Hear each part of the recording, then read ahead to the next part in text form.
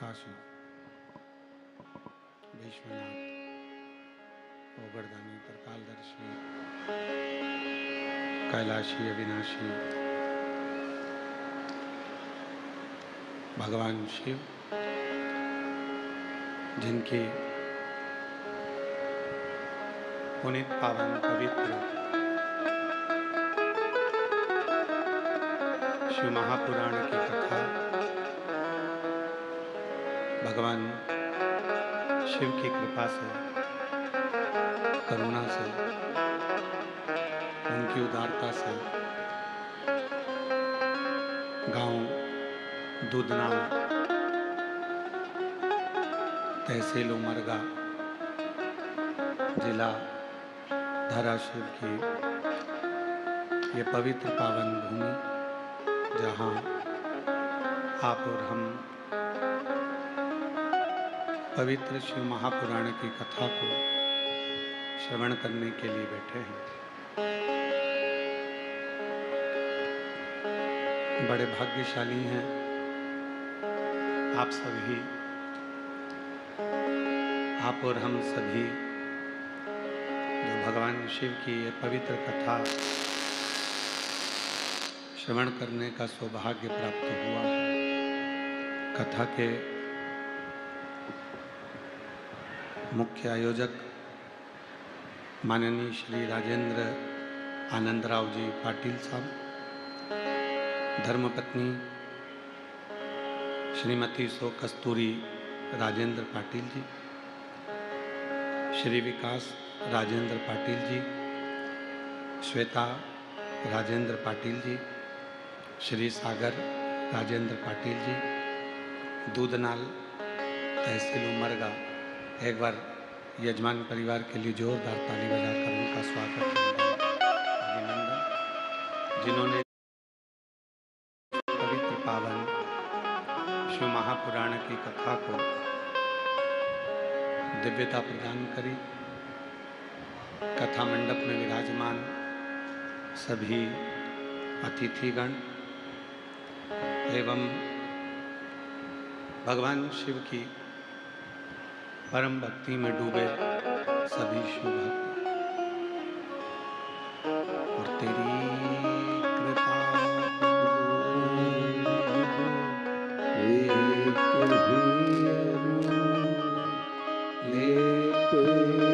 श्वास तेरी कृपा से तनु बखान क्या करूं, लाखों के ढेर का चपटी बबूत खजाना तेरे का, गंगेदार मुक्ति द्वार ओंकार तू, भोले ओंकार तू, आयो शरण तेहारी शंभु तार तार तू। शिव की कृपा से, भगवान ओगरदानी की करुणा से, उनकी उदारता से ये पवित्र पावन स्पार्किंग कहाँ हो रही है देखिए, उसमें कूलर वगैरह में हो रही है या फिर माइक सिस्टमों में करना पड़ेगा।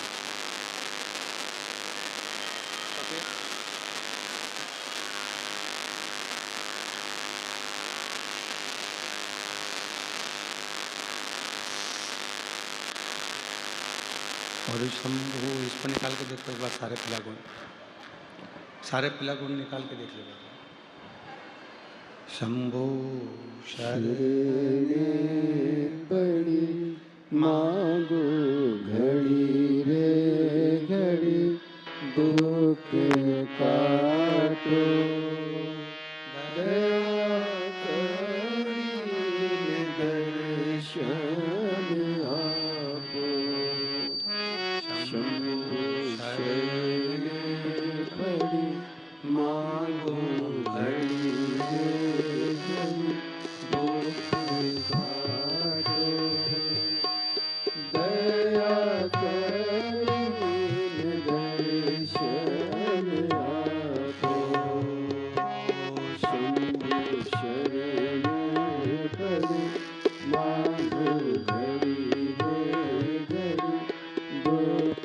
काटो दया करीन दर्शन आपो शंभु शरणं पड़ी मांगो घड़ी घड़ी दुख काटो दया करीन दर्शन आपो।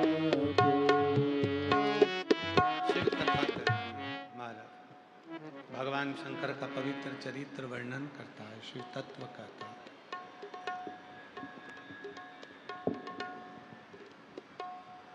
एक शिव और एक भगवान शिव की विरल भक्ति।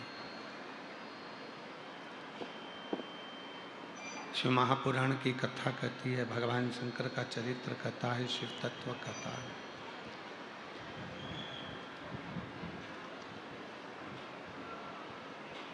किसी भी रूप में जब हम और आप भगवान देवाधिदेव महादेव की अविरल भक्ति को धारण करते हैं, किसी भी रूप में, एक वृक्ष में अगर हम जल डाल रहे हैं तो भी वो शिव की भक्ति ही है। किसी प्यासे को अगर हम पानी पिला रहे हैं तो भी वो शिव की भक्ति ही है। किसी भूखे को हम भोजन करा रहे हैं तो वो शिव की भक्ति ही है। घर में अपने माता पिता की सेवा कर रहे हैं, वो शिव की भक्ति ही है।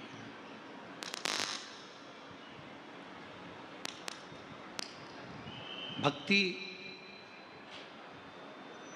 केवल उसको नहीं कहा गया कि कहीं हम पर्वत पर जाकर बैठ गए, कहीं नदी के तट पर जाकर बैठ गए, सरोवर के तट पर जाकर बैठ गए और वहाँ बैठकर हमने जो नाम जप किया है, वहाँ बैठकर हमने जो मंत्र जाप किया है, वही भक्ति है।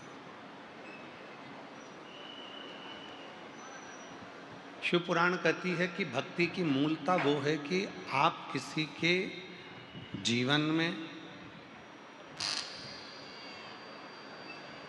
किसी के जीवन में आप यदि किसी न किसी रूप से सेवा के भाव में जुड़े हुए हैं, सेवा कर रहे हैं, तो वो भक्ति ही है। उसको भक्ति ही कहा है।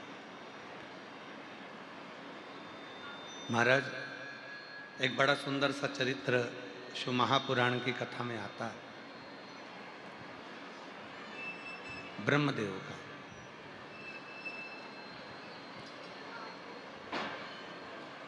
आवाज बढ़ाओ भाई। एक ब्रह्मा जी का बड़ा सुंदर चरित्र आता है। एक बार ब्रह्मा जी ने भगवान विष्णु को निमंत्रण दिया ब्रह्मलोक में आने के लिए।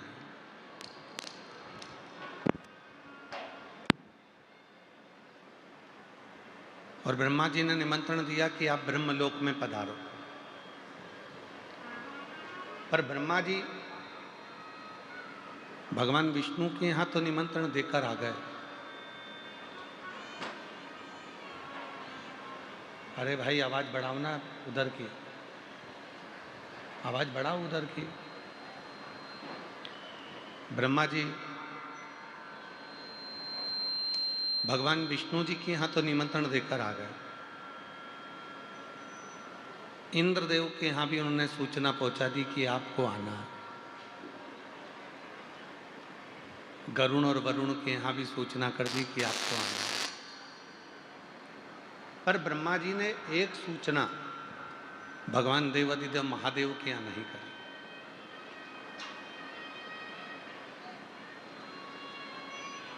भगवान शिव के यहाँ कोई सूचना नहीं दी गई, भगवान शंकर के यहाँ कोई सूचना नहीं दी। और ब्रह्मा जी ने भगवान विष्णु से निवेदन कर दिया, भगवान इंद्र से निवेदन कर दिया, भगवान वरुण से निवेदन कर दिया, सबको सूचना दे दी, सबको जाकर निवेदन कर दिया, पर शिव के पास में कोई निवेदन नहीं, शंकर जी के पास कोई सूचना नहीं, शिव के पास में कोई सूचना नहीं।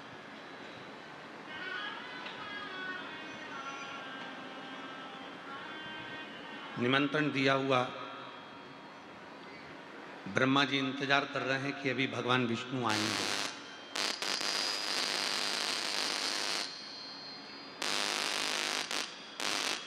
भगवान ब्रह्मा जी इंतजार कर रहे हैं कि अभी भगवान इंद्र आएंगे।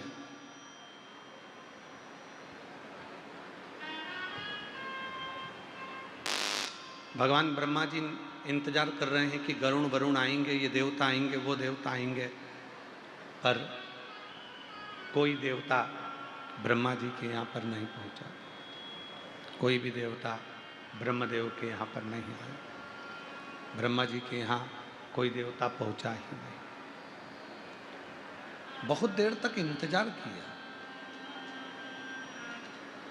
बहुत देर तक इंतजार करने के बाद भी जब ना भगवान विष्णु आए, ना गरुण आया, ना वरुण आया, ना इंद्र आया, कोई नहीं आया, कोई। तब ब्रह्मदेव के मन में आया, तब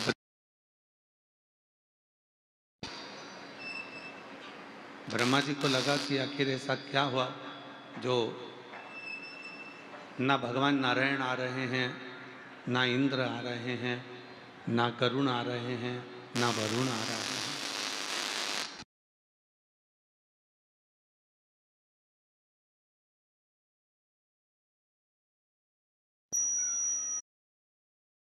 कारण क्या है? जो कोई भी देवता मेरे यहां आने को तैयार नहीं। शिव महापुराण की कथा कहती है, बड़े ध्यान से स्मरण करिएगा थोड़ा सा। ईमानदारी से बोलना, मेरी जितनी जीजियां बैठी हैं, मेरे जितने बेटियां बैठी हैं, जितने मेरे जीजा बैठे हैं, जितने मेरे बेटा बैठे हैं, जितने मेरे बुजुर्ग माँ बाप बैठे हैं, बड़े सावधानी से स्मरण करिएगा। आप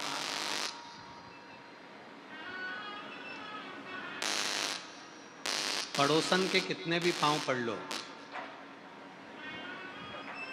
आप पड़ोसन की कितने भी चरण धोकर पी लो,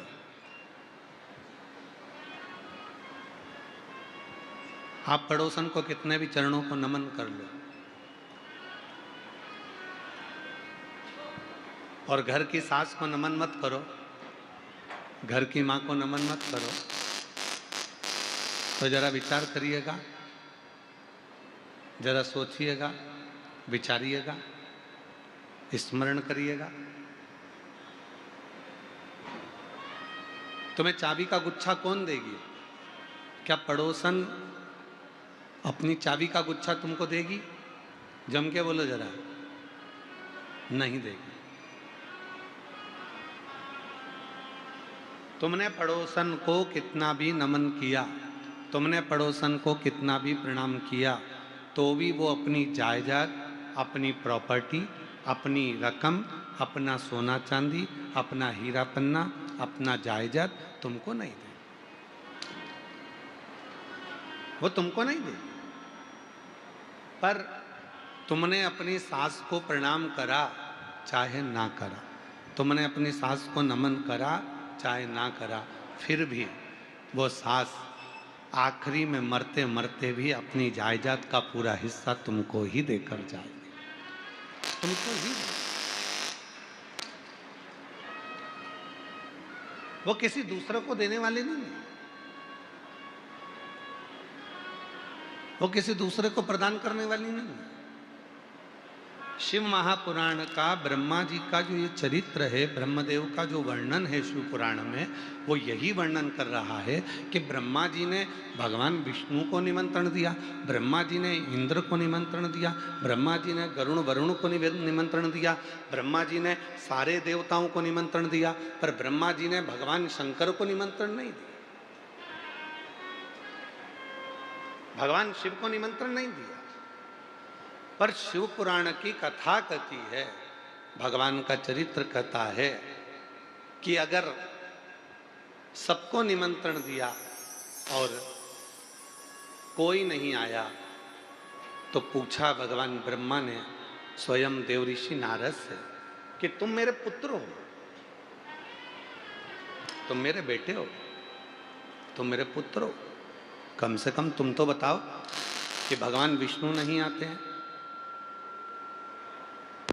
भगवान इंद्र नहीं आ रहे, गरुण वरुण नहीं आ रहे, देवता कोई नहीं आ रहा है, उसका कारण क्या है? तो भगवान देवऋषि नारद जी ने जो कहा, देवऋषि नारद जी ने कहा क्या आपने शिव जी को निमंत्रण दिया? तो कहा मैं इस सभा में, जिस सभा को मैंने रखा है, जिस आयोजन को मैंने रखा है, उसमें मैंने शिव को निमंत्रण नहीं दिया।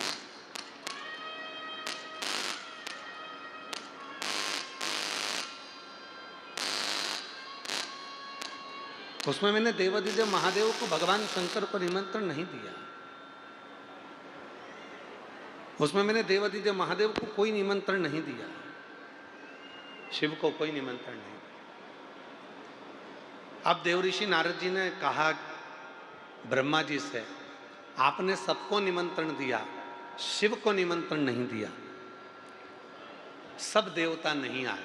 अब एक काम करो, फिर एक आयोजन करो, उसमें किसी को निमंत्रण मत देना, केवल एक देवादिदेव महादेव को निमंत्रण देना,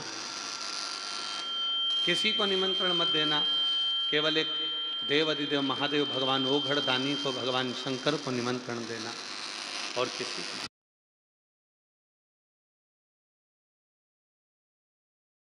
शंभु शरण पड़े मांगो घड़ी रे घड़ी, दुख काटो दया करी दर्शन आपो।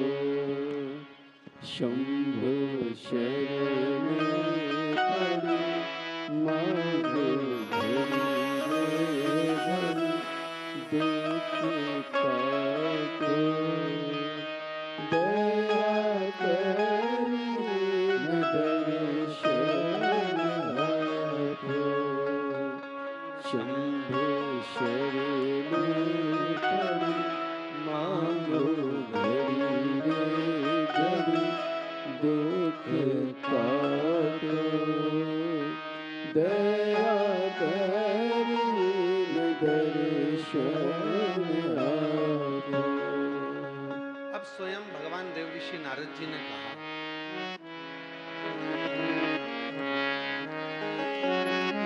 एक निमंत्रण आपने सबको देकर देख लिया, एक निमंत्रण सबको दिया आपने, केवल शिव को नहीं दिया, भगवान शंकर को नहीं दिया। अब एक कार्य और कर कर देखिए, अब एक कार्य ये करिए, किसी को निमंत्रण मत दो,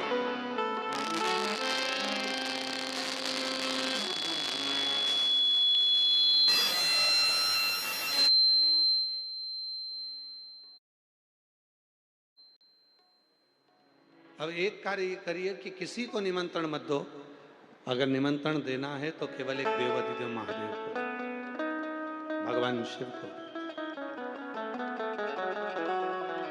केवल ओघड़दानी को, भगवान शंकर को दो, और देखो फिर क्या होता है।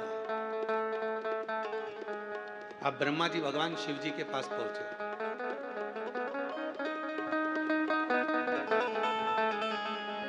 मन में संकोच था ब्रह्मा जी के।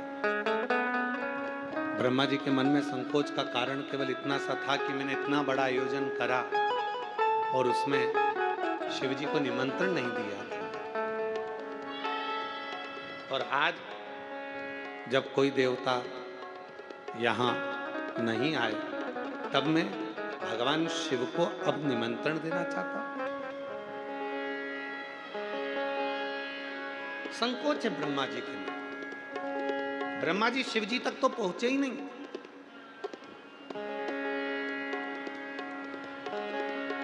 और ब्रह्मा जी शंकर भगवान तक ना पहुंचकर ब्रह्मा जी को मिल गए बीच में नंदी।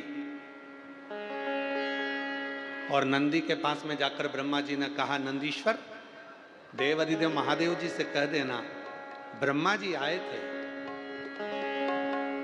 कल उनको आना है, एक दिव्य आयोजन मेरे घर में है, ब्रह्मलोक में, उनको आना है। ठीक है, जरा ध्यान देना, शिव जी तक ब्रह्मा जी नहीं पहुंचे, ब्रह्मा जी का शिव जी से कोई मिलन नहीं हुआ। बस नंदी से कहा, कह देना भोले बाबा को कि मैं आया था और कहकर गया।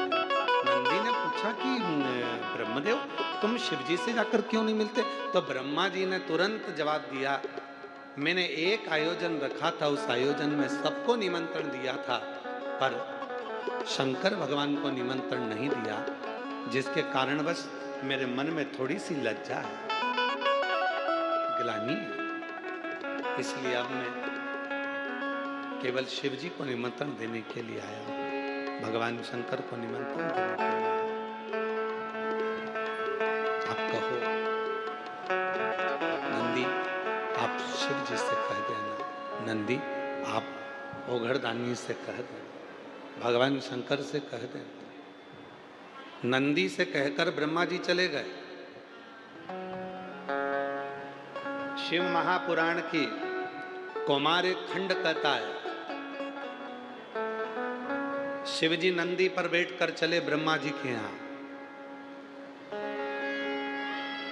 और जैसे ही देवादिदेव महादेव नंदी पर बैठकर चले, जैसे ही शंकर भगवान ब्रह्मलोक में पहुंचे, इतनी देर में तो 33 कोटि देवता ब्रह्मा जी के ब्रह्मलोक में पहुंच चुके थे, बिना निमंत्रण के, बिना आमंत्रण के, बिना निवेदन के। 33 कोटि देवता ब्रह्मा जी के यहां पर आ चुके थे, ब्रह्मदेव के यहां पर आए हुए। ब्रह्मा जी ने कहा कि मैंने तो केवल शिव जी को निमंत्रण दिया था, ना मैंने भगवान विष्णु को निमंत्रण दिया, ना मैंने इंद्र को निमंत्रण दिया, ना मैंने गरुण को, वरुण को, ना किसी देवता को निमंत्रण दिया। केवल मैंने अगर निमंत्रण दिया तो केवल देवादिदेव महादेव को दिया, और सारे देवता यहां आ गए। तब उसी समय पर देवऋषि नारद का आगमन हुआ, और देवऋषि नारद ने तुरंत ब्रह्मा जी से कहा, पिताजी एक बात है, 33 कोटि देवताओं को बुलाओ, और अगर आपने शिव को नहीं बुलाया, शिव का स्मरण नहीं करा, तो वो देवता आपकी पूजन को स्वीकार नहीं करते हैं, और यदि आपने शिव को ही केवल पूज लिया तो वो 33 कोटि देवता उस पूजन को स्वीकार कर लेते हैं। 33 कोटि।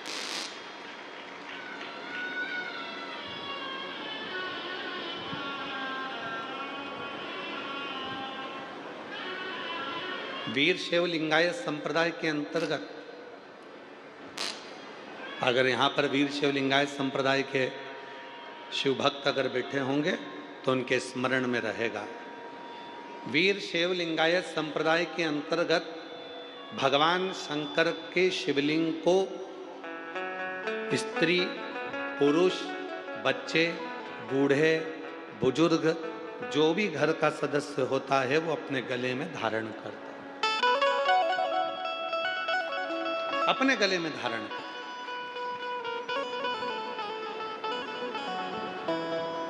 अब अगर वीर शैव लिंगायत संप्रदाय वालों से किसी से कहा जाए, किसी शिव भक्त से, किसी लिंगायत से उससे कहा जाए कि तुम शिव जी को गले में धारण कर कर रखते हो, तुम क्या उन देवी देवता को नहीं मानते? क्या आप उनको नहीं मानते? क्या आप उनको नहीं मानते? तो प्रत्येक लिंगायत बोलेगा, प्रत्येक वीर शैव लिंगायत संप्रदाय का एक परम भक्त शिव का बोलेगा कि हम सबको मानते हैं, पर हमारे गले में जो शंकर का शिवलिंग है, अगर वो हमारे नजदीक में है तो हमारा 33 कोटि देवता भी हमारे नजदीक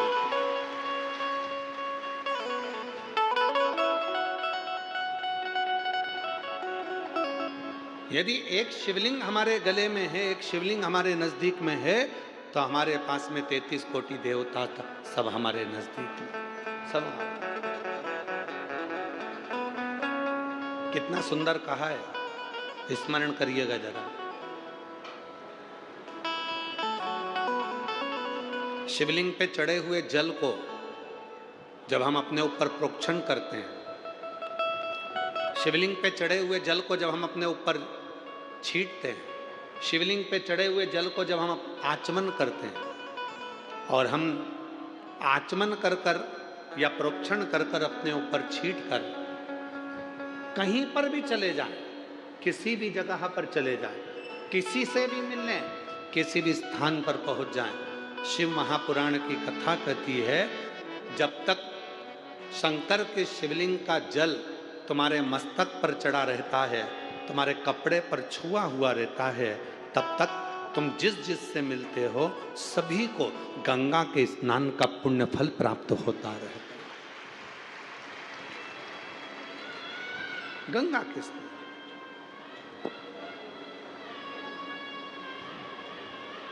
और देख लिया संसार हमने,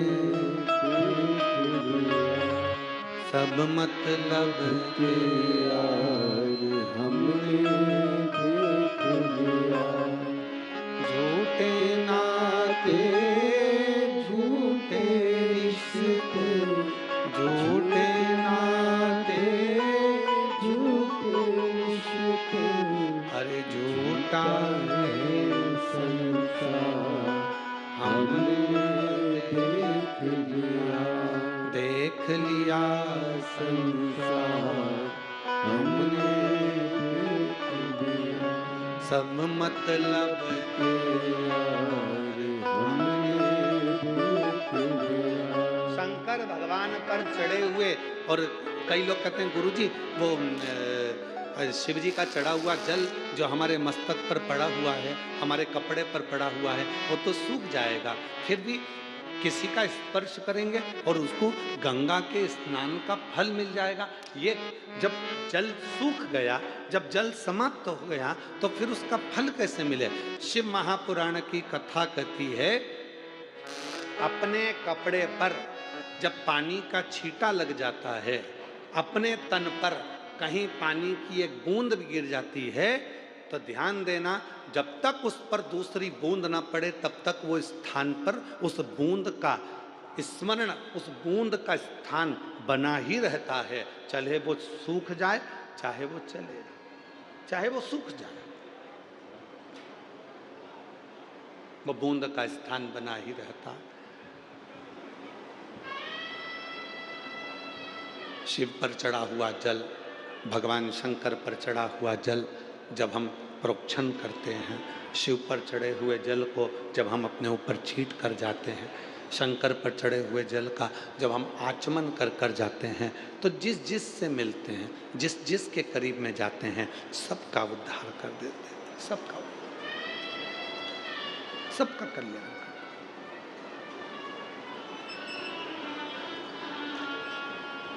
चलो जाने दो हमारे खंड को, शिव महापुराण की विद्येश्वर संहिता को ही पढ़ लीजिए। शिव महापुराण की विद्येश्वर संहिता कहती है, श्री शिवाय नमस्तुभ्यम या नमः शिवाय या ओम नमः शिवाय। जब हम आप इसका उच्चारण कर कर अपने घर से निकलते हैं, इसका उच्चारण कर कर जब हम अपने घर से निकलते हैं, तो हमारे जीवन में जितने भी तकलीफें हमारे मार्ग में आने वाली होती है, केवल इन मंत्रों के उच्चारण से वो मार्ग सुलभ होता चले जाता है और हम अपनी मंजिल तक पहुंच जाते हैं, अपनी मंजिल। जो जैसी भावना लाया वो वैसा ही फल पाया,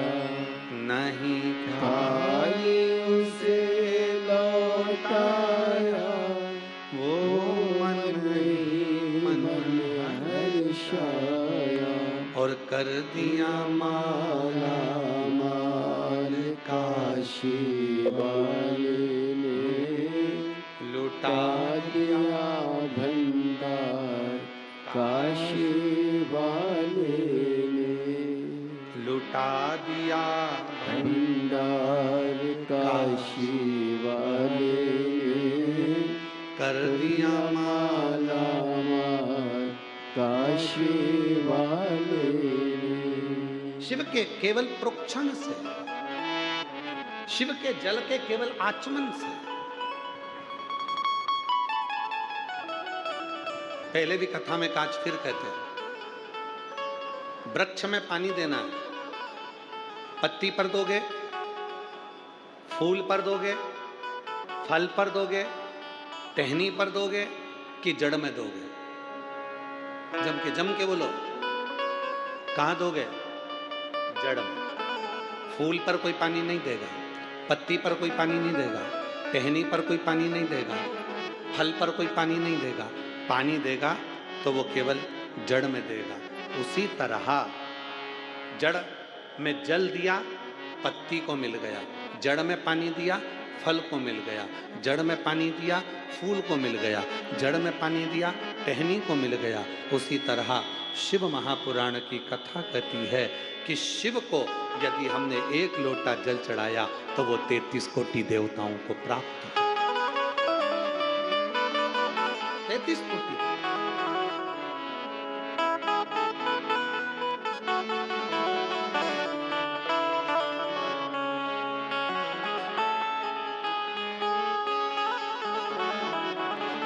एक कितनी सुंदर कथा है रत्नावती की।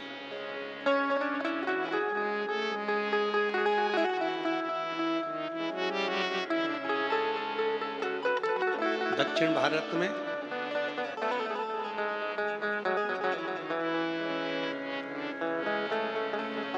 एक रत्नावती नाम की एक लड़की अपनी मां के साथ में रहती थी।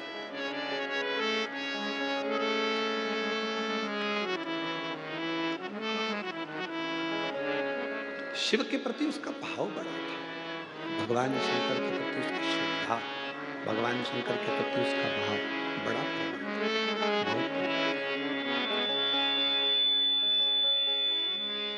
शिव जी के प्रति उसका भाव बड़ा प्रबल था। शिव जी के प्रति उसका भाव बड़ा प्रबल था।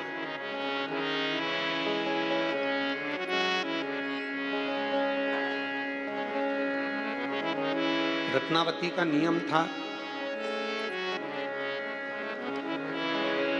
कोई भी वृक्ष की पत्ती को तोड़ती थी और महादेव को समर्पित कर देती। आप में से भी कई मेरी जीजियां ऐसी बैठी हैं जिनका नियम है, बेलपत्र नहीं मिलती है तो किसी भी वृक्ष की पत्ती तोड़कर शंकर जी के शिवलिंग पे चढ़ा देती।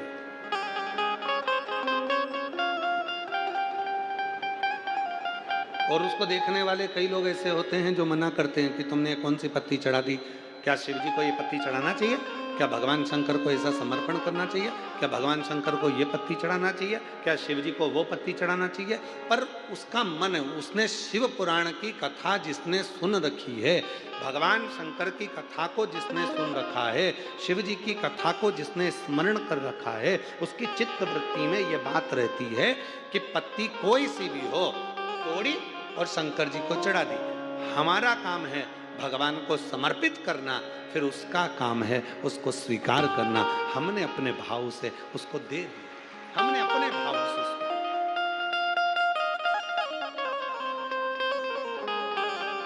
नहीं है बेलपत्र, चढ़ी हुई बेलपत्र उठाई, धोई, वापिस चढ़ा।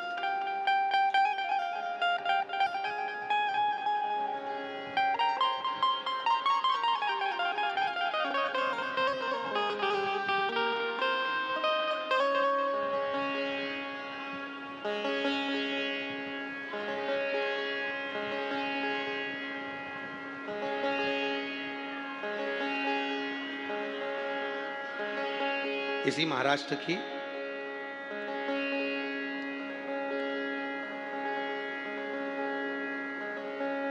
वाशिम के पास की एक बात स्मरण में आती है हमारे,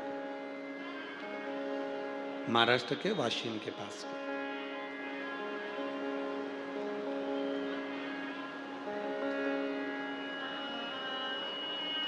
दो तीन माताएं बैठकर शिव जी का पूजन कर रही थी, भगवान शंकर की आराधना कर रही थी, शिव जी की साधना कर रही थी, शिव जी का पूजन कर रही थी।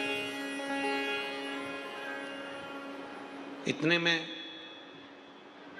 एक लड़की, कहीं उसको ड्यूटी पर जाना होगा, और वो दूध का लोटा लेकर आ गई, और उसने दूध का लोटा लेकर आई और वो शंकर भगवान पे चढ़ा दिया।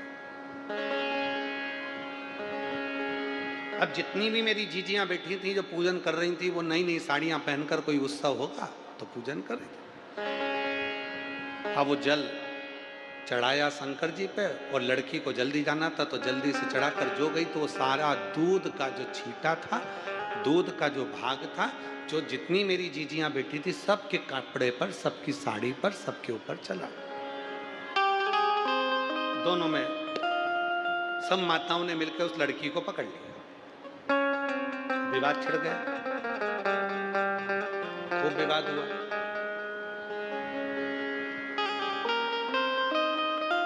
लड़की बोली मैंने जल दूध चढ़ाया, उसमें क्या गलती करी?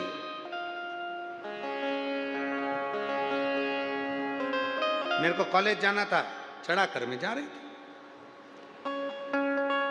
दूसरी बोली हमारा पशुपति व्रत था, नई साड़ी पहनकर आए थे, पूरे के पूरे तुमने डाल दिया, और हमारे पूरे कपड़े में, थाली में, हमारी थाली में जितना सामान था सब में दूध ही दूध चले गए। विवाद। अब वो भी दोनों शंकर की भगत जो पूजन करने बैठी हैं वो भी, और जो जल चढ़ाकर दूध चढ़ाकर जा रही है वो भी, दोनों में झगड़ा हो गया। ये 4-5, वो अकेली। अब भी लगाओ फोन सीओर वाला महाराज को, पूछो क्या मैंने गलती करी।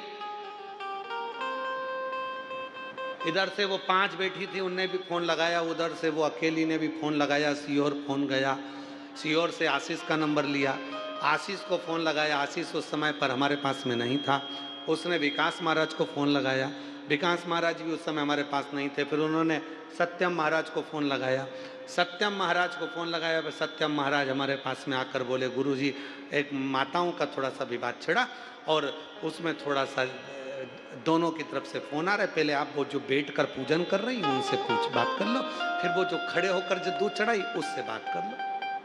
विवाद चल रहा। खड़े होकर जिसने दूध चढ़ाया वो कहने लगे मेरे को जल्दी जाना था, शिव जी पे दूध चढ़ा दिया, वो दूध इनकी थाली में चले गया, इनके कपड़ों पर चले गया, इनके ऊपर चले गया, तो ये मुझसे लड़ रही हैं। और जो नीचे बैठी थी वो कहने लगे हमारा थाली खराब कर दी, हमारा कपड़ा खराब कर दिया, हमारा पूरा अंग दूध में गीला कर दिया। अब हमने कहा तुम स्पीकर चालू करो, और स्पीकर चालू कर कर हमने कहा जितनी मेरी जीजियाँ बैठी हैं पूजन करने के लिए, अगर कोई ने दूध चढ़ाया है और वो चढ़ा हुआ दूध अगर देव अधिदेव महादेव का अपने शरीर पर आ जाता है, तो कौमारक खंड में श्री सेलम पर जब भगवान शंकर पहुंचे थे माँ पार्वती को लेकर, और माँ वीणा वादनी माता सरस्वती ने जब भगवान शंकर को दूध चढ़ाया था, और सारे देवताओं के श्री विग्रह पर, श्री सेलम की भूमि पर जब देवताओं के शरीर पर पड़ गया था, उसी में से इंद्र को क्रोध आया था। तब स्वयं तुमरुका जी ने कहा था ए इंद्र क्रोध मत करो, जब शिव पर चढ़ा हुआ दूध अपने शरीर पर आता है तो शिव आशीर्वाद देते हैं कि दूधो नहाओ पूतो फलो, तुम्हारी जिंदगी में खूब आगे बढ़ो। और तुम झगड़ा कर रहे हो, तुम विवाद कर रहे हो।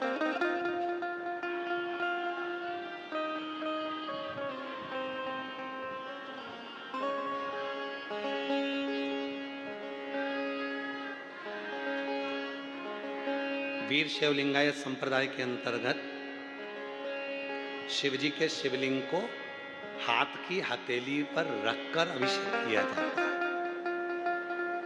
यहाँ पर अगर कोई बैठे होंगे तो उन लोगों के स्मरण में बैठे हैं, यहाँ पर वीर शिवलिंगायत संप्रदाय बैठे हो, कहाँ रखकर करते हो अभिषेक? बोलो जरा हाथ में। हाथ की हथेली, हथेली के ऊपर रखकर अभिषेक किया जाता है। क्यों? भगवान शंकर के शिवलिंग को अपनी हथेली पर रखकर क्यों पूजन करते हो? कभी अपने गुरु से पूछना, अपने गुरु जरूर बताएंगे। वो त्रिलोकी का नाथ, वो त्रिकालदर्शी, वो कैलाशी, वो अविनाशी, वो त्रिपुंडधारी, वो त्रिशूलधारी, वो गंगधारी, किसी की सामर्थ्यता नहीं है कि कोई उसको अपने हाथ पर उठा ले। पर जब शंकर का कोई भक्त उसको अपनी हथेली पर रखकर उसका अभिषेक पूजन करता है तो ये भाव से करता है कि मेरे हाथ की रकीलों में अगर कोई रकील ऐसी है जो मुझे दुख दे रही है तो तेरे आने से वो रकील भी ठीक हो जाएगी। ये मुझे विश्वास, ये मुझे भरोसा। वो एक लाइन हमारे शैलेन जी गुनगुनाते हैं कि मन मेरा मंदिर, अरे आंखें दिया बाती, होठों की है थालियां, बोल फूल बाती, रोज जीवा तेरा नाम पुकारती, आरती घूमना आरती, शेरा वाली आरती आरती, जोता वाली इस शरीर की जितने जितना स्वरूप है, इस शरीर में जितना स्वरूप है, ये सब शिव को समर्पित हो जाए। महाराज, हम भगवान शंकर को जब भस्म देते हैं, हम भगवान शंकर को जब बेल देते हैं, हम भगवान शंकर को जब जल देते हैं, हम भगवान शंकर को जब दूध देते हैं, हम भगवान शंकर को अक्षत देते हैं, हम भगवान शंकर को पुष्प देते हैं, तो ये सोचकर नहीं देते कि मेरा है, मैं तुम्हें दे रहा हूं। ना ना ना ना, तेरा है, ये तेरा है और तुझे हम दे रहे हैं, ये नहीं है। तुझसे हम ले रहे हैं, तुझसे हम प्राप्त कर रहे हैं।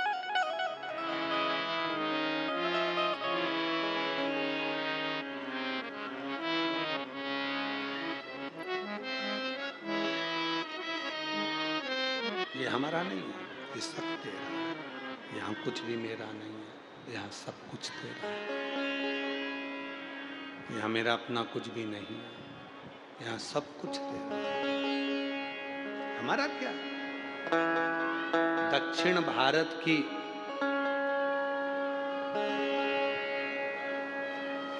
एक लड़की रत्नावती,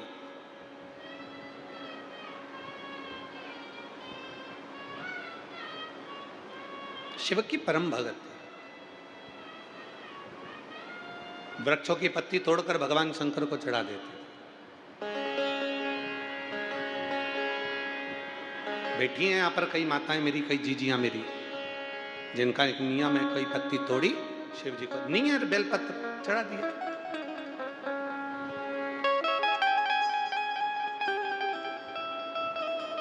और कितना सुंदर का है, भस्म भी नहीं है, चंदन भी नहीं है।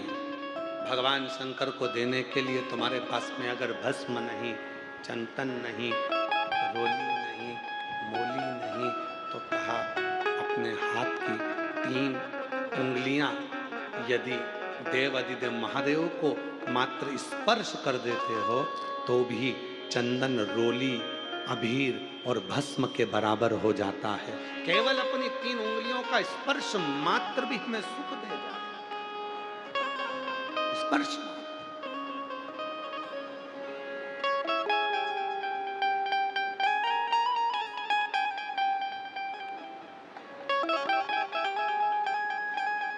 एक बात कही थी, जितनों ने भी सुनी होगी, शायद जिन्होंने सुनी होगी वह हाथ जरूर उठाना।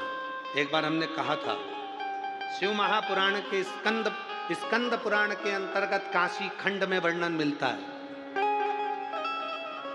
स्कंद पुराण के काशी खंड में वर्णन मिलता है, संसार का यदि कोई मनुष्य भगवान शंकर पार्वती जी से मणिकर्णिका के घाट पर कहते हैं, सुनो जगत जननी जगदम्बा, हे महेश्वरी, हे पार्वती, मैं तुम्हें, हे हिमालय की सुपुत्री, हे हिमान की पुत्री, मैं तुमको एक बात कहना चाहता हूं, अगर मेरे शिवलिंग की आराधना करने वाला, साधना करने वाला भूलवश भी यदि अपने हस्त कमल का स्पर्श शिवलिंग पर चढ़े हुए जल को, जो जलाधारी, आप लोग जरा स्मरण करिएगा, वैसे तो आप सब बहुत शिव भगवान शंकर की भक्ति में अच्छे रमे हुए हो, फिर भी समझिएगा। हे पार्वती, शिवलिंग पर चढ़े हुए जल को जो नीचे गिरता है, जलाधारी पर जाता है, और जलाधारी से जो नीचे की ओर जाता है, जहां जिस मार्ग से अशोक सुंदरी, कार्तिकेय, गणेश जी के उस मार्ग से जो नीचे गिरता है, और नीचे गिरने वाली जो जगह है, उस जगह पर यदि कोई शिव भक्त की हाथ की हथेली का मात्र स्पर्श हो जाता है, तो वो संसार सागर में दूसरी बार जन्म नहीं लेगा।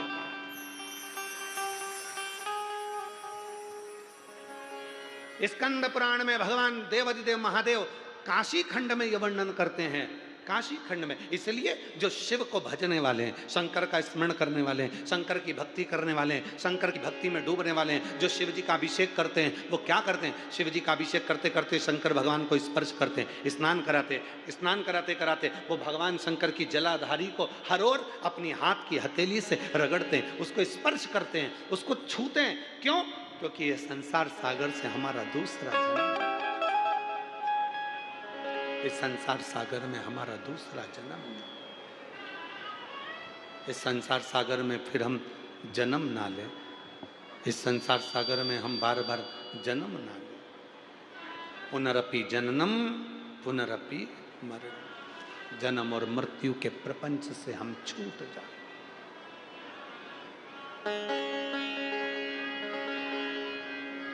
ऐसे दयालु नाथ से कृष्ण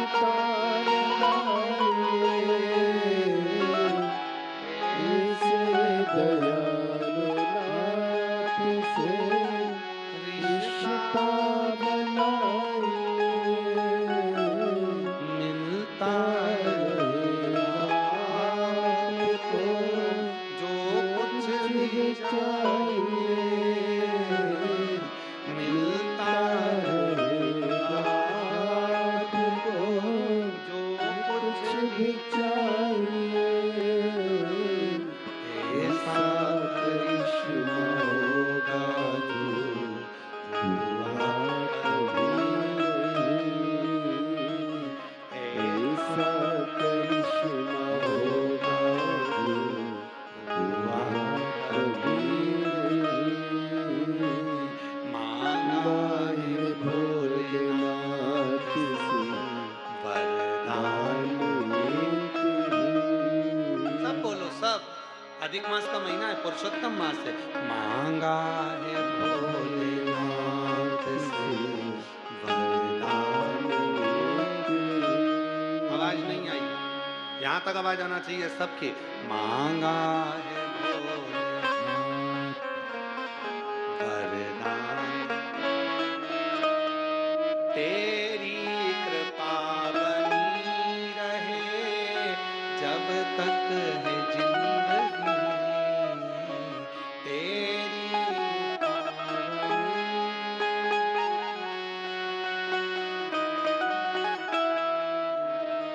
तेरी कृपा बनी रहे जब तक है जिंदगी, तेरी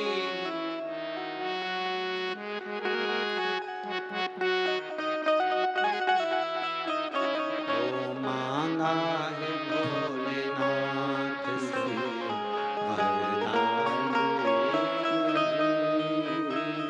मांगा है भोलेनाथ से वरदान। तीनों पंडाल की आवाज आना चाहिए। तेरी कृपा जब तक है जिंदगी, तेरी कृपा जब तक है जिंदगी, मांगा है भोलेनाथ से वरदान एक ही, मांगा है भोलेनाथ से वरदान।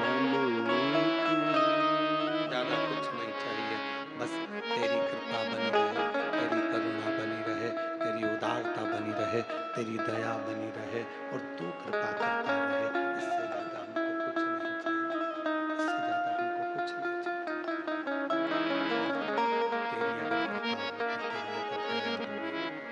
तेरी अगर कृपा होगी, तेरी अगर दया होगी, तेरी अगर करुणा होगी तो तू सब कुछ कर सकता, सब कुछ सब कुछ कर सकता। बस शिव से वही मांगो, भगवान शंकर से बस वही मांगो। ज्यादा नहीं चाहिए, कृपा। दक्षिण भारत में रहने वाली वो रत्नावती बूढ़ी माँ के साथ रहती थी। शिव जी को एक पत्र तोड़कर चढ़ा देते थे।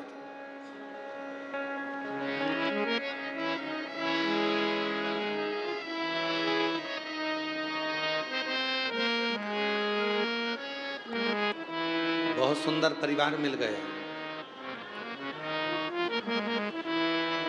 बहुत सुंदर।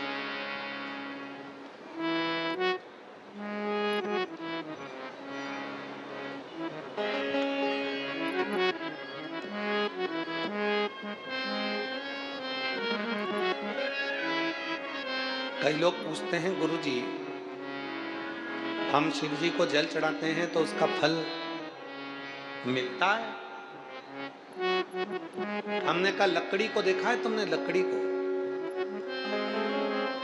लकड़ी जलती है, धुआं होता है, धुआं हुआ, मच्छर भाग गए, कीड़े भाग गए, फिर वही लकड़ी जलकर अंगारा बन जाती है, रोटी सिक जाती है, सब्जी बन जाती है, भाजी बन जाती है, सब्जी भाजी बनकर तैयार, रोटी कड़ी बनकर तैयार। और फिर वही अंगारे जब ठंडे हो जाते हैं, राख बन जाते हैं, राख बनकर वो राख बर्तन मांजने के काम आ जाती है, बर्तन साफ हो जाते हैं, बर्तन क्लीन हो जाते हैं, वो राख बर्तन मांजने के काम आती है। ध्यान देना, लकड़ी जली, धुआं बनी, मच्छर भागे, कीड़े भागे, लकड़ी जली, अंगारा बना, भोजन बना, लकड़ी जली, राख बनी, बर्तन मांजने के काम आई। उसी तरह जैसे लकड़ी अंत तक भी काम आती ही रही, उसी तरह संसार में आने के बाद अगर कोई एक लोटा जल शिव के मंदिर में चढ़ाना प्रारंभ कर देता है तो उसके मरते दम तक वो जल एक ना एक दिन काम आता ही रहता है। उसके अंतिम श्वास तक वो जल काम आता ही रहता है, उसके अंतिम क्षण तक वो जल काम आता ही रहता है, अंतिम श्वास तक वो जल काम, अंतिम श्वास।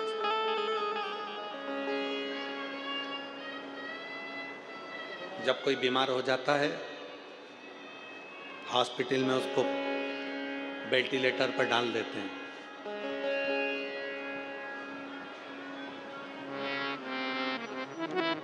तुम्हारा कोई परिचित, तुम्हारा कोई रिश्तेदार, तुम्हारा कोई पहचान वाला हॉस्पिटल में भर्ती हुआ, उस वेंटिलेटर के पास में, उस आईसीयू में, उस आईसीयू में, उस वेंटिलेटर के पास में घर के कितने लोग रहते हैं? जम के बोलो जरा जल्दी से। किसी को रखते हैं घर में? नहीं, सबको बाहर। चलो, मरीज है ना अंदर, डॉक्टर अपना काम कर रहे हैं, सिस्टर अपना काम कर रही है, चलो बाहर निकलो, सब बाहर निकलो, मिलने का समय है, इतनी बजे मिलने आना, चले जाना। पर बाकी के किसी को अंदर आने नहीं देते, किसी को अंदर नहीं आने देते। चलो बाहर निकलो, चलो बाहर निकलो। केवल डॉक्टर है, सिस्टर है। और महाराज शिव पुराण की कथा कहती है, डॉक्टर अपना काम करेगा, सिस्टर अपना काम करेगी, और तुमने जो एक लोटा जल शिव जी को चढ़ाया है, तुमने जो भगवान तुमने जो भगवान शिव को एक लोटा जल समर्पित करा है, तुम्हारे अंतिम क्षण में, अंतिम पल में, तुम्हारे दुख की घड़ी में वो एक लोटा जल तुम्हारे पलंग के पास आकर खड़ा हो जाएगा और तुम्हारा साथ देना प्रारंभ कर देगा। तुम्हारा साथ देना प्रारंभ कर देगा वो एक लोटा। और अंत समय प्रभु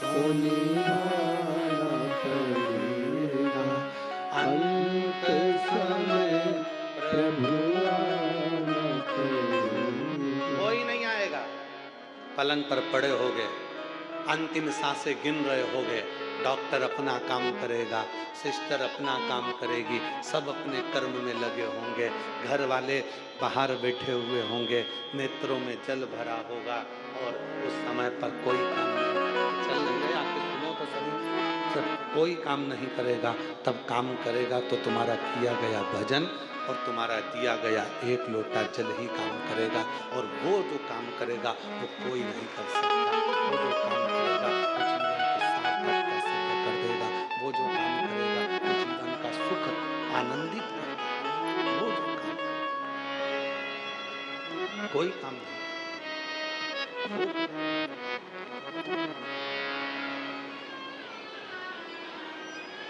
रत्नावती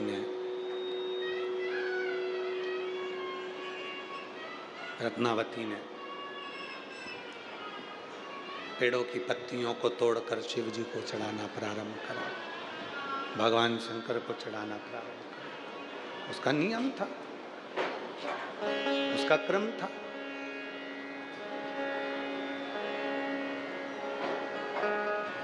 शिव जी को वो पत्तियां तोड़ती, समर्पित कर देती, पत्तियां तोड़ती और चढ़ा देती। कोई एक नियम, कोई एक नियम अपने जीवन में धारण करें। आप जानेंगे कि उस नियम के चलते आपके जीवन में कितना बदलाव हुआ। नियम के चलते एक गुरुजी ने एक चेले को एक नियम दिया कि तू एक नियम ले, कोई सा भी ले। चेले ने कहा कौन सा नियम लूं? मंदिर जाने का नियम नहीं लूंगा, मेरे पास टाइम नहीं। शिव जी को जल चढ़ाने का ले ले, नहीं मैं जल चढ़ाने का भी नियम नहीं लूंगा, मेरे पास टाइम नहीं। माला जपने का ले ले, माला भी नहीं जपूंगा, मेरे पास टाइम नहीं। भगवान को भोग लगाने का मेरे पास टाइम नहीं। तो उसने कहा कि कोई नियम तो ले। उसने कहा एक नियम लेता हूं। मेरे पास में मेरा पड़ोसी रहता है, कुम्हार है, मटका बनाता है, उसका मुंह देखूंगा सुबह सुबह, जब तक नहीं देखूंगा तब तक भोजन नहीं करूंगा। ठीक है, कोई तो नियम ले। और उसने नियम लिया कुम्हार का मुंह देखने का, और रोज कुम्हार का मुंह देखता, भोजन करता, कुम्हार का मुंह देखता, भोजन करता। आज घर आया और घर आने पर मालूम पड़ा कुम्हार ही नहीं है। तो पता करा कहाँ गया, तो क्या मिट्टी खोदने गया। अरे बाप रे, मुझे तो भूख लग रही बहुत तेज, अब करूं तो करूं क्या, अब करूं तो करूं क्या। ढूंढने के लिए गया, उसके घर गया। कुम्हार कहाँ गया, तो क्या ये दक्षिण दिशा में गया। दक्षिण दिशा में गया उसको ढूंढने के लिए, और जैसे ही गया कुम्हार मिट्टी खोद रहा था। मिट्टी खोदते खोदते इतने में कुम्हार को मिट्टी के नीचे से सोने का हंडा मिल गया। जैसे ही हंडा मिला, इसने मुख देखा उस कुम्हार का और चिल्लाकर बोला, देख लिया। जैसे ही बोला देख लिया, बोलते से ही भाग गया। कुम्हार को लगा इसने सोने का हंडा देख लिया। कुमार ने मिट्टी में सोने के हंडे को दबाया, दौड़ा उसके पीछे और दौड़ते दौड़ते उसके घर पहुंच गया। भैया भैया मैं तेरे हाथ जोड़ता हूं, तो किसी से मत कहना, एक काम कर, आधा मेरा आधा तेरा। तो उसने पूछा भैया किस बात की बात कर रहा है? मैं तो तेरे मुंह की देखने की बात कर रहा था। मेरे गुरुजी ने वचन लिया था कि एक नियम पालना, और मैंने नियम पाला था तेरा मुख देखने का। मुझे नहीं मालूम कि तुझे सोने का अंडा मिला। और देखो आखिरी में आधा सोने का भाग उसको मिल गया, आधा कुम्हार, सोना बढ़ गया। केवल एक नियम हम अपनी जिंदगी में लेते हैं तो उसका फल हमको जरूर मिलता है। एक नियम गला पकड़ रहा है बेटा, वो चीख चीख कर आवाज निकल रही है, उसमें से थोड़ा बेस में डाल के थोड़ा क्लीन तो करो उसको। एक नियम हम अपनी जिंदगी में लेते हैं और वो नियम सार्थक हो। एक तो ऐसे दयालु नाथ से रिश्ता बनाइए, ऐसे दयालु नाथ से रिश्ता बनाइए, मिलता रहेगा आपको जो जो कुछ कुछ भी भी चाहिए, मिलता रहेगा आपको जो कुछ भी चाहिए। एक संबंध बनाओ परमात्मा से, एक कोई नियम बनाओ परमात्मा से। रत्नावती ने एक नियम बनाकर रखा था, मंदिर में जाती पत्ती तोड़ती चढ़ा देती, कहीं जाती पत्ती तोड़ती चढ़ा देती। उसका नियम था, सफर करती है कहीं जाती भी है तो एक वृक्ष की पत्ती तोड़कर किसी भी कंकर को उठाकर उस पे चढ़ा देती। एक नियम था उसका कि शिव को मुझे कुछ देना है, रोज समर्पित करना है, और वो पत्ती उठाकर समर्पित कर देती है, वो पत्ती उठाकर चढ़ा देती है। रत्ना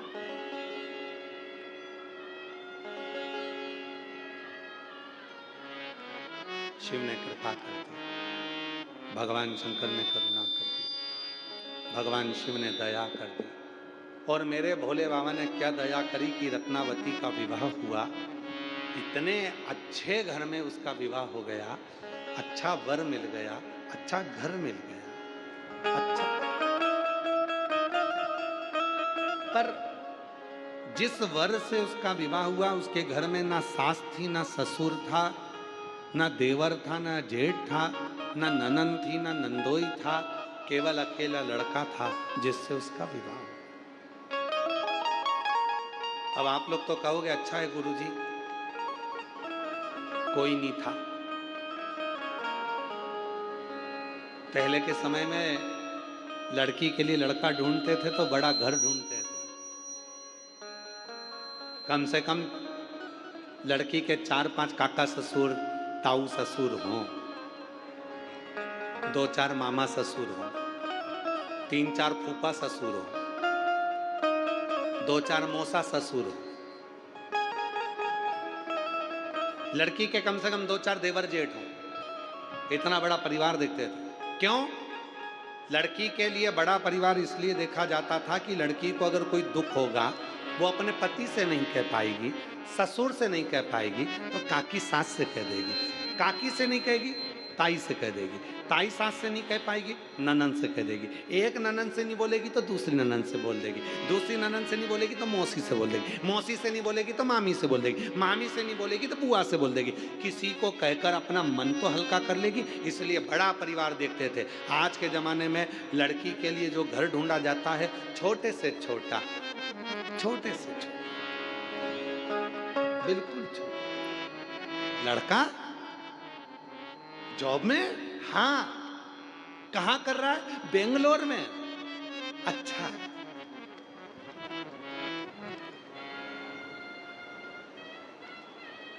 बात पक्की हुई। बेंगलोर से लड़का आया लड़की को देखने के लिए, तो लड़की का सबसे पहला प्रश्न था, घर वापस तो नहीं आ जाओगे? बेंगलोर में ही रहोगे ना, जॉब बेंगलोर में ही करोगे ना, घर तो नहीं आओगे? लड़के ने कहा कि मेरा मन है कि अब मैं जॉब पूरी कर कर, घर पे बहुत अच्छा काम है मेरा, फैक्ट्रियां हैं, ये है वो है, तो मेरा मन है कि मैं वापस घर पर आकर अपने पापा का, अपने पिताजी का काम संभालूं। लड़की ने उसको रिजेक्ट कर दिया। क्यों?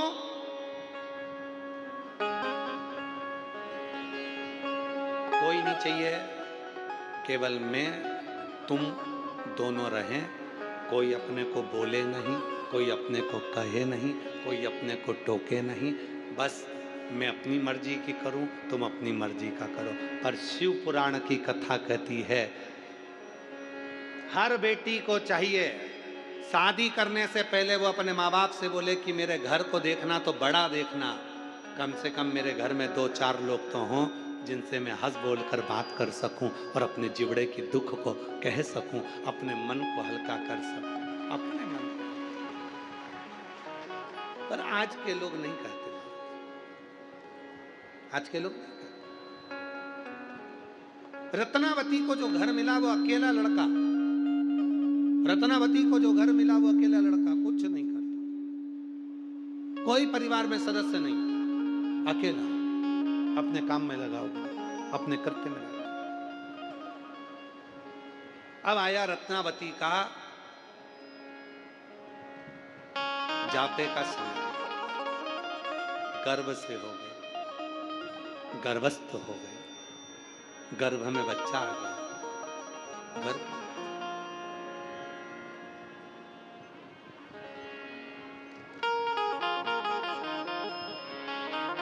गर्भ में बच्चा आया।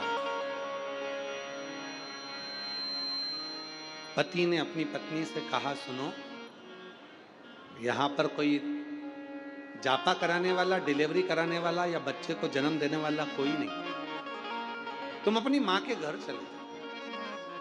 लड़का अपनी पत्नी को उसकी मम्मी के घर, उसकी मां के घर, उसकी आई के घर छोड़ दिया। बहुत ध्यान से सुनना, भारत की भूमि का केवल एक शंकर जी का मंदिर है दक्षिण में, एक मंदिर है भारत की भूमि पर दक्षिण में, जहां पर भगवान शंकर को चूड़ी, साड़ी, बिंदी, कंकु, हल्दी, मेहंदी चढ़ाई जाती है। ये कथा शिव महापुराण में उस बेटी के चरित्र को दर्शा, उस बेटी के चरित्र। रत्नावती, तुम चलो, मैं तुम्हें तुम्हारी मम्मा के घर, तुम्हारी आई के घर, तुम्हारी माँ के घर, तुम्हारी माता के घर पर तुम्हें छोड़ कर आता हूं। वहां तुम्हारा जापा हो जाएगा, डिलीवरी हो जाएगी, बच्चा हो जाएगा, तुम्हें संभाल लेगी, ठीक है। रत्नावती अपनी मां के घर आ गई, पर रत्नावती का नियम था शिवजी के मंदिर में पत्र चढ़ाना। कोई भी वृक्ष की पत्ती मिलती थी शंकर जी के मंदिर में चढ़ा देती। कई लोगों में गलतफहमियां है, कई लोगों में भ्रम उत्पन्न कर दिया। दुनिया के लोगों ने शंकर जी की कथा का, शिव जी के भजन का, शिव जी की भक्ति का इतना भ्रम पैदा कर दिया था कि लोग शंकर जी को मानते नहीं थे। वो तो अब दुनिया के लोगों ने शिव पुराण को सुनना प्रारंभ करा, तब लोगों का भ्रम मिटा, तब लोगों को समझ में आया कि शंकर जैसा दयालु दुनिया में कोई नहीं हो सकता, एक लोटे जल से प्रसन्न हो। और आज भी कई गांवों में लोगों ने भ्रम पैदा कर रखा है, गर्भवती हो जाओ तो शंकर जी के मंदिर में जल मत चढ़ाओ, गर्भवती नारी को शंकर के मंदिर नहीं जाना चाहिए। कई माताएं कहती हैं गर्भवती नारी को शिव जी की पूजन नहीं करना चाहिए। कई लोग कह देते हैं गर्भवती स्त्री को शंकर जी का पार्थिव पूजन नहीं करना चाहिए। कोई कह देता है गर्भवती नारी को भगवान का पूजन नहीं करना चाहिए। कोई कह देता है गर्भवती स्त्री को शंकर जी की आराधना नहीं करना चाहिए।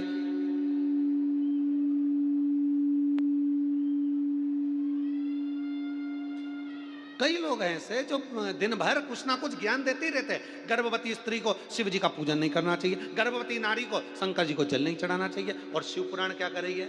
रत्नावती का चरित्र कर रहा है। गर्भ में बच्चा और रत्नावती वृक्ष की पत्ती को तोड़कर शिव को समर्पित कर रही है।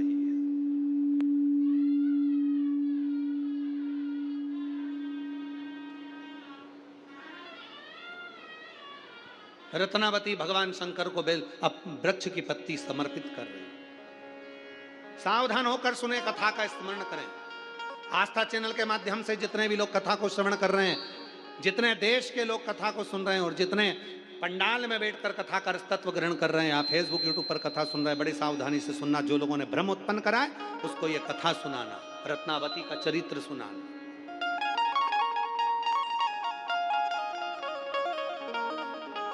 रत्नावती गर्भवती है, गर्भ में बच्चा है, रत्नावती की संतान है, गर्भ में बच्चा है।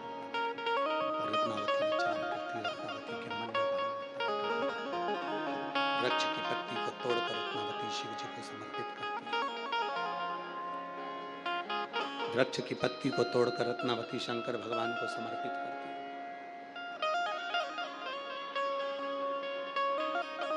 क्या दूं मैं शिव, क्या प्रदान करूं मैं शिव?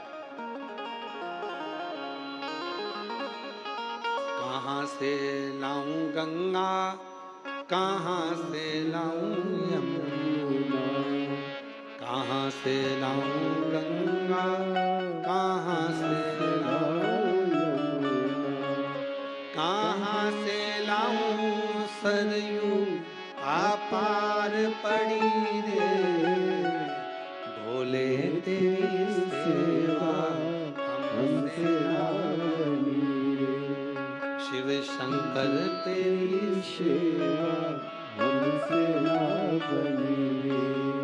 कहाँ से लाऊं लड्डू, कहाँ से लाऊं पेड़ा, कहाँ से लाऊं लड्डू, कहाँ से लाऊं पेड़ा, कहाँ से लाऊं बर्फी वो शक्कर चढ़ी रे, कहाँ से लाऊं बर्फी वो शक्कर चढ़ी रे, ओ भोले तेरी सेवा हमसे ना बनी रे, शिव शंकर तेरी सेवा हमसे ना बनी रे। कहाँ से लाऊं चंदा, कहाँ से लाऊं सूरज, कहाँ से लाऊं चंदा, कहाँ से लाऊं सूरज, कहाँ से लाऊं तारे आकाश जड़े रे, ओ भोले तेरी सेवा हमसे ना बनी रे, शिव शंकर तेरी सेवा हमसे ना बनी रे। कहाँ से रत्नावती वृक्ष की पत्ती को तोड़ती है, रत्नावती वृक्ष की पत्तियों को तोड़कर शिव को समर्पित करती है।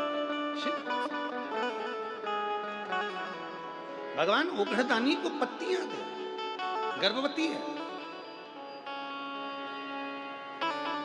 एक गर्भवती नारी जब भगवान शंकर को पुकारती है, शिव उसके लिए क्या करते हैं ये शिव पुराण बोल रहे। पुकारो तो, आप भगवान को पुकारो ही नहीं। हम बार बार व्यासपीठ से कहते हैं कि जो हम गा रहे हैं उसके साथ में तुम भी गाओ, हम बोल रहे हैं उसके साथ स्तुति तुम भी बोलो। पुकारो तो, केवल कथा सुनने के लिए बैठे, यहाँ से सुनी, यहाँ से निकाल दी, बची कुची थी कपड़े में तो जाते जाते सब झटकार दी। घर के लोगों ने पूछा कथा में गई थी क्या लेकर आई, कि भीड़ बहुत थी। क्या लेकर आई, तो कहा बाजार में जो जो मिल रहा था सब खरीद के लिए आई। फिर किसी ने पूछा कथा में से क्या लाई, तो कि इतनी भीड़ थी बैठने की जगह मिल गई, ये बहुत बड़ी बात। फिर किसी ने पूछा लाई क्या, तो बोल नहीं सकी कि कथा में से क्या लाई। महाराज जब आप कथा सुनकर यहाँ से जाओ और कोई एक स्तुति तुम्हारे दिमाग में, तुम्हारी बुद्धि में रह जाए और तुम उसको गुनगुनाते हुए अपने घर पर जाओ और घर के लोगों के साथ वो स्तुति तुम भी गुनगुनाओ, तो समझना कि कथा में से कुछ लेकर आए। केवल मौन होकर बैठना नहीं है। इससे तो फिर टीवी पे कथा सुन लेते। टीवी पर सियोर वाला बाबा तुमसे नहीं कहता कि बोलो, कोई टीवी में से निकल कर बोलता क्या कि बोलो। इससे तो टीवी पे सुन लेते, मोबाइल में सुन लेते, मोबाइल में सुनते कहीं।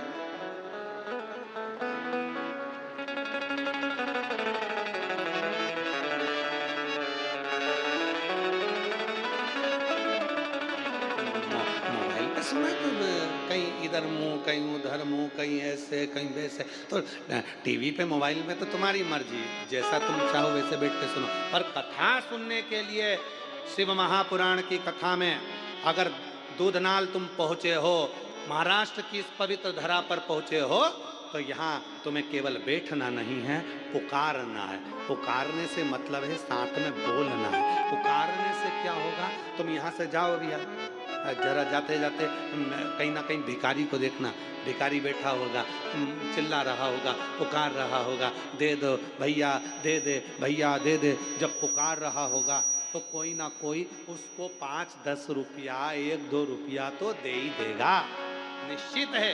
उसी तरह जब हम भोलेनाथ को पुकारेंगे तो मेरा भोलेनाथ जाते जाते कुछ ना कुछ करुणा कर ही देगा।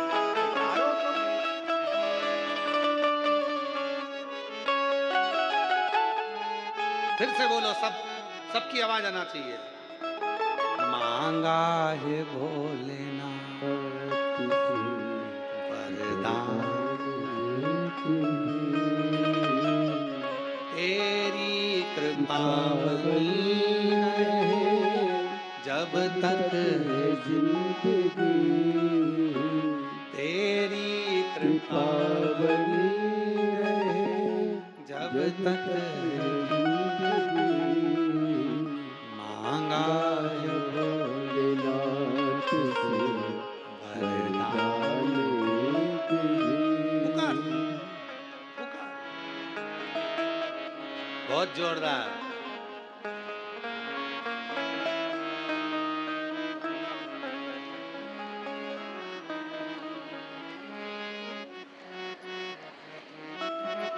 बहुत सुंदर, नजर उतर वाले ना घर जाके, बहुत जोरदार गाना, बहुत सुंदर। बस ऐसे ही तो बोलना, ऐसे ही तो बोलना। मांगा है भोलेनाथ वरदान। घर पर जाते जाते गुनगुनाते हुए जाना, स्मरण करते जाना, बार बार बोलना, तेरी कृपा। दिन भर 24 घंटे में एक बार मुख से सरस्वती निकलती है। हो सकता है तुम्हारे गुनगुनाने से, तुम्हारे बोलने से और सरस्वती मैया तुम्हारे मुख से निकल जाए। तेरी कृपा जब तक सरस्वती मुख से निकल जाए कि तेरी कृपा बनी रहे जब तक मेरा जीवन रहे। इतने में तो सरस्वती मैया ने कह दिया, अब तो भोलेनाथ तेरे मरते दम तक तेरे साथ, तो चिंता मत कर। एक लोटा जल सारी समस्या का, बोल बम का नारा है। इतना धीमा बोलोगे तो कल्याण तुम्हारा। जम के बोलो, बोल बम का नारा है।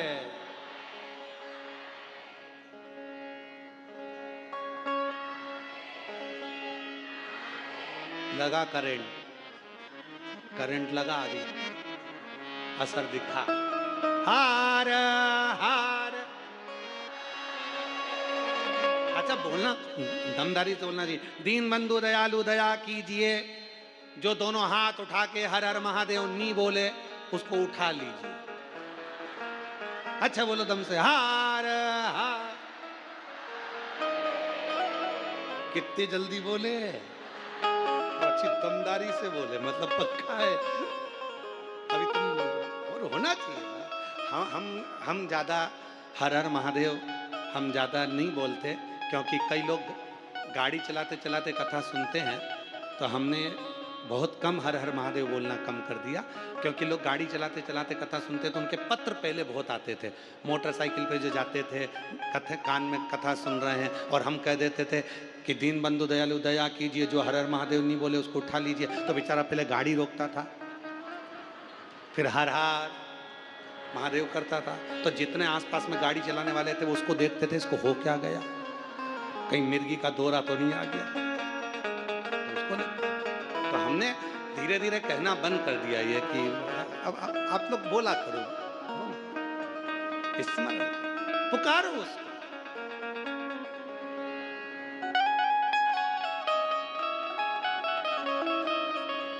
अरे तुम्हारे गांव में भंगार वाला आता है क्या?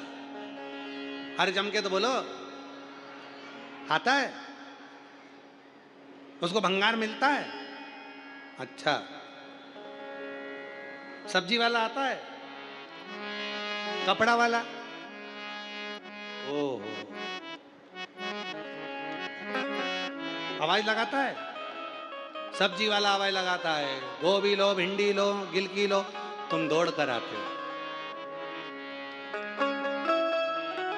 कपड़े वाला आवाज लगाता है, नया नया सूट है,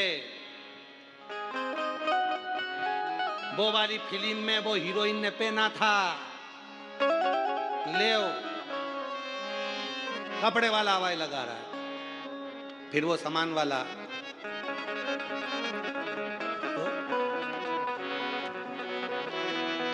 पेंटिंग वाला, फिर वो भी आवाज लगाता है, बिंदी ले लो, चूड़ी ले लो, झुमका ले लो, पायल ले लो, फिर तुम दौड़ के। अब जरा विचार करिए, सब्जी वाले की आवाज लगाने से तुम दौड़ कर जाते हो, कपड़े वाले की आवाज लगाने से बेटियां दौड़ कर जाती हैं, श्रृंगार वाले की आवाज सुनकर सौभाग्यवती नारियां दौड़ कर जाती हैं, आइसक्रीम वाले की आवाज लगाने पर बच्चे दौड़ कर जाते हैं, तो हर हर महादेव कहने से महादेव दौड़ कर आता है, ये निश्चित हो जाता है।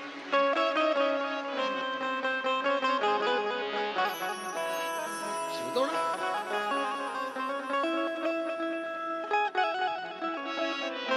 रत्नावती ने आवाज लगाई, रत्नावती गर्भ से थी, पत्ती तोड़कर शिव जी को चढ़ाती, पत्ती तोड़ शंकर भगवान को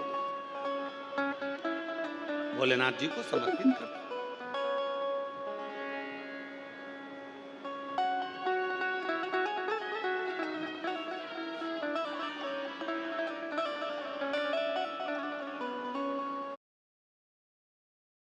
और हृदय से जब हम उसको पुकारे महाराज, हृदय से, ये हृदय की जो तिजोरी है, इसमें जो रतन भरा पड़ा, वो कहते ना, देहाची तिजोरी भक्ति चाँच उघड़दार देवाता, उघड़दार देवा, उघड़दार देवाता, उघड़दार देवा।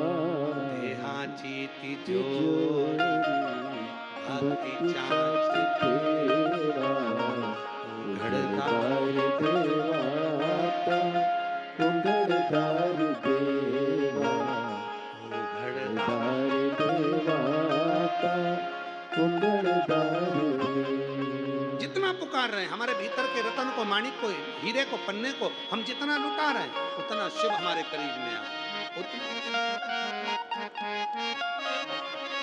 उतना शिव हमारे करीब। इसलिए महाराज, चलो काशी चले भोले शंकर, चलो काशी चले भोले शंकर, भोले शंकर, भोले शंकर, भोले शंकर, चलो काशी चले भोले शंकर। शिव और पार्वती दोनों आनंद से जा रहे हैं, आनंद से निवास।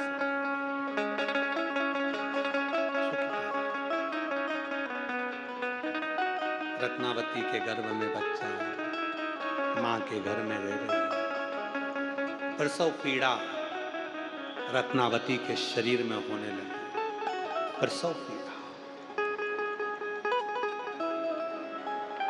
माँ ने कहा, बेटा मैं तेरे लिए वेद को ढूंढ कर लेकर आती, मैं तेरे लिए डॉक्टर को ढूंढ कर लेकर आती, वेद लेकर आती, तो चिंता मत कर, मैं अभी जाऊंगी, अभी लेकर आऊंगी, मैं अभी जाऊंगी, अभी लेकर आऊंगी। मां दौड़ी, बूढ़ी मां दौड़ पड़ी, और बूढ़ी मां जैसी दौड़ती दौड़ती दौड़ती दौड़ती गई, जल वृष्टि प्रारंभ हो गई। ऐसा पानी गिरने लगा, ऐसा जल गिरने लगा, ऐसा जल गिरने लगा, ऐसी जल वृष्टि होने लगी, बाढ़ आ गई, जल वृष्टि, आंधी चलने लगी, तूफान चलने लगा, पानी गिरने लगा, बूढ़ी माँ बाढ़ में फंस गई। बेटी को प्रसव पीड़ा हो रही थी, गर्भ में बच्चा था, गर्भ में, और अंत समय प्रभु आना सब बोलो सब पड़ेगा, बोलो। अंत समय प्रभु। आना पड़ेगा। और अंत समय कौन सा? जब मेरा दुख का घड़ी है, जब मेरे दुख का समय है, जब मेरी तकलीफ का समय है, जब मेरे कष्ट का समय है, उस समय पर अंत समय प्रभु आना पड़ेगा, और वचन दिया तो निभाना पड़ेगा। आए ना आए प्रभु कुटुंब कबीला, अंत समय प्रभु आना पड़ेगा, और वचन दिया तो निभाना। प्रसव पीड़ा हो रही है, किसको पुकारे? शिव महापुराण की कथा में वर्णन आता है, उमा संहिता में, जब कोई स्त्री, कोई पुरुष, कोई बेटा, कोई बेटी, कोई नारी, कोई बच्चा, कोई संत, कोई साधु, कोई सन्यासी, कोई तपस्वी, कोई साधक, कोई उपासक जब भगवान शंकर को जल समर्पित करता है या एक चावल का दाना शंकर जी के ऊपर समर्पित करता है, चावल का दाना जब शिव जी पर चढ़ता है, उस समय पर संकल्प हो जाता है कि शंकर भगवान को जब चावल का दाना दिया जाता है, उस समय पर शिव उसको वचन दे देते हैं कि तेरे दुख के समय पर इस चावल के दाने के वचन को निभाने के लिए मैं खुद आऊंगा। अब इसका प्रमाण कहां मिलेगा कि चावल के दाने में ऐसा क्या होता है कि भगवान को वचन देने के निभाने के लिए आना पड़ता है? तो श्रीमद् भागवत कथा, श्रीमद् भागवत किस किसने सुनी है? हाथ उठाओ जरा, भागवत जी किस किसने सुनी? सबने सुनी है। श्रीमद् भागवत कथा में सुदामा जी के चरित्र का स्मरण करिए। क्या ले गए थे सुदामा जी भगवान कृष्ण के पास में? तंदूल, चावल।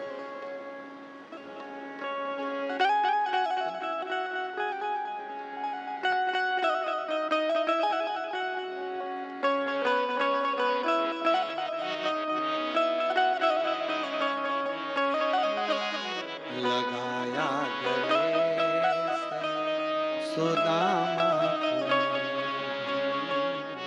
लगाया गले से सुदामा को मोहन, हुआ रुक्मणी को बड़ा ही अचंबा, हुआ रुक्मणी को बड़ा ही अचंबा। ये मेहमान कैसा अजीबा गया है, ये मेहमान कैसा अजीबा गया है। क्या लेकर गए थे? तंदूल। नहीं था खुद के घर में, पड़ोसी से मांग कर लिया। सुशीला ने अपने साड़ी के पल्लू में तंदूल को रखा। जब साड़ी के पल्लू में तंदूल को रखा तो तंदूल के वजन के कारण साड़ी फट गई, तंदूल नीचे गिर गया। सुशीला ने साड़ी के 4 भाग कर लिए और तंदूल को बटोर कर उसमें रख लिया।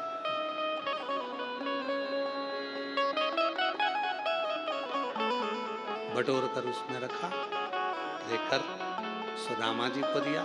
सुदामा जी ने बाजू में दबाया, लेकर चल दिया।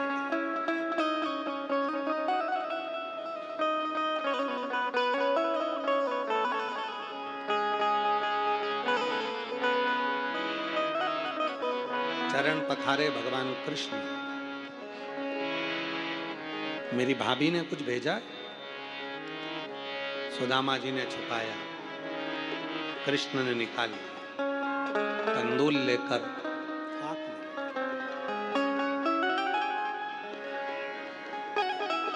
3 लोक का राज्य सुदामा जी को दे दिया। एक केवल एक चावल का दाना जब शंकर भगवान को चढ़ता है तो 3 वचन शिव जी दे देते हैं। 3 वचन देते हैं। एक चावल के दाने पर, एक बेलपत्र पर, एक पत्र पर,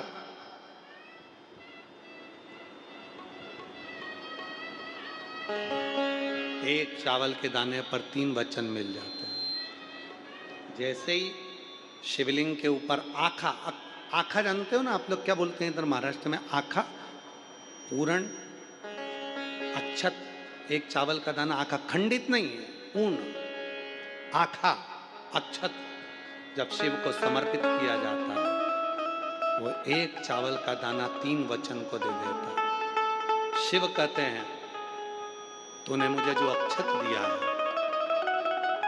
ये आखा चावल का दाना जो तूने मुझे दिया है, मैं भी तुझे मृत्यु की सैया तक पूर्ण रखूंगा, तुझे तड़पने नहीं दूंगा। दूसरा वचन देते हैं भोलेनाथ एक चावल के दाने से।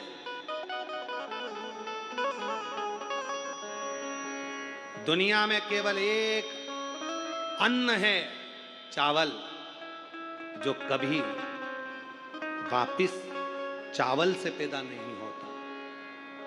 गेहूं गेहूं से पैदा होगा, चना चने से पैदा होगा, सोयाबीन सोयाबीन से पैदा होगा, पर केवल एक चावल ऐसा होता है जो चावल से चावल पैदा नहीं होता, उसका रोप लगाना पड़ता है और रोप से वो धान पैदा होती है।